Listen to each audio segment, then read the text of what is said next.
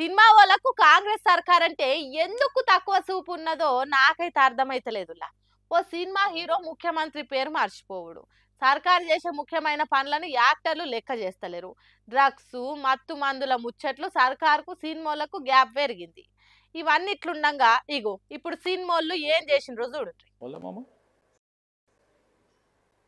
మంత్రివర్యులు క్షమించాలి, but she is the hero always అనే యాప్ లాంచ్ చేసుకుంటున్నాం. అంచేత షీకి హీరోతనాన్ని ఇచ్చాం కాబట్టి మా అందమైన హీరోయిన్ అనకూడదు, the most bold and the beautiful entrepreneur అయినటువంటి చాలా చిన్న వయసులో ఆంట్రప్రెన్యూర్ అయిన శ్రీలీల గారు ఈనాటి కార్యక్రమానికి గెస్ట్గా విచ్చేశారు. We welcome her on to stage.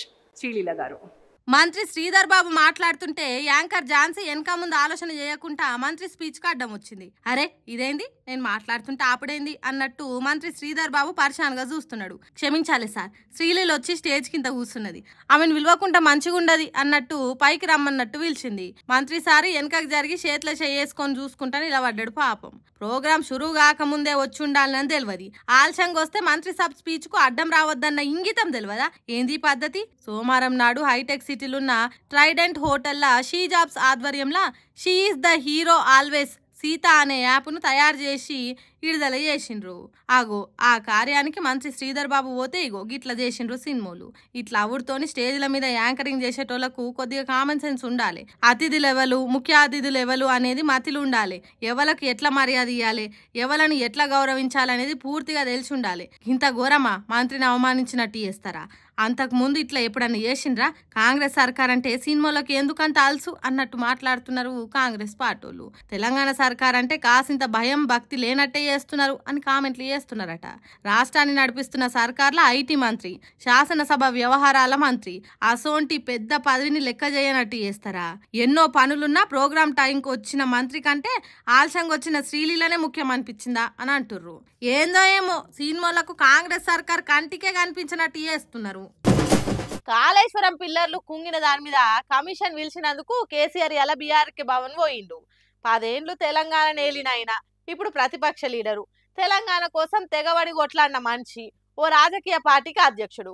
అసొంటి పెద్ద మనిషికి కనీస మర్యాద ఇవ్వాలి కదా, రోడ్డు మీదకి ఎక్కితే రక్షణ కల్పించాలి కదా. కానీ చూడుండ్రి ఎట్లున్నదో పోరాట యోధునికి కాంగ్రెస్ సర్కార్ ఇచ్చే మర్యాద.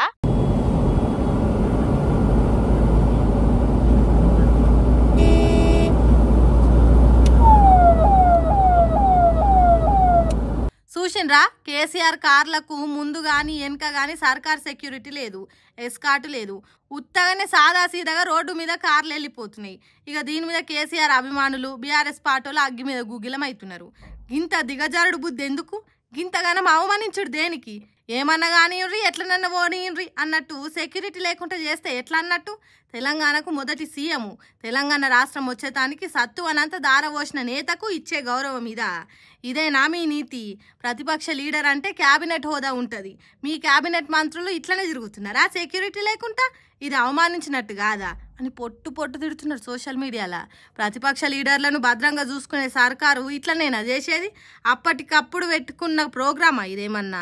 బీఆర్కే భవన్కి వచ్చే సంగతి వారం 10 రోజుల నుంచే సర్కార్కు తెలుసు. అసొంటప్పుడు పోలీస్ ఎస్కాటు సెక్యూరిటీ ఇవ్వాలనే ఇంగితం ఉండాలి కదా అని పొట్టు కామెంట్లు పెడుతున్నారు. ఒక బీఆర్ఎస్ పార్టీలే కాదు, తెలంగాణ పబ్లిక్ కూడా కోపానికి వస్తుర్రు ఇది చూసినాక.